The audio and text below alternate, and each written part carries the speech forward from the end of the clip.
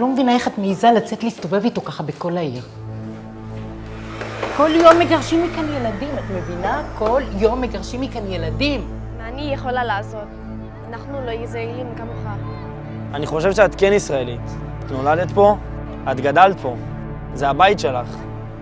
Naisip lang namin ni Tita Janet na baka pwede muna ako magstay sa inyo. Pinapakinggan niyo ba mga sarili niyo? Ikaw, hindi mo ba naisip na hindi lang ikaw delikado dito?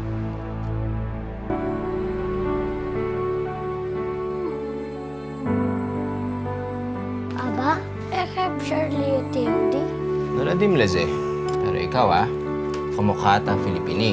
אפילו אם נולדת פה בישראל. לפעמים אני חושב שאני לפיליפיני. מה, אתם לא חושבים שזה מקום נחמד לבקר בו? אני לא חושבת שהפיליפינים זה הבית שלנו. Anong hirap sa'yo, sarili mo lang iniisip mo eh. Ano ba talaga gusto mo? Bakit pa ako lalaban? Kung sa huli sila rin masusunod. Hindi mo ba naiintindihan ng sitwasyon?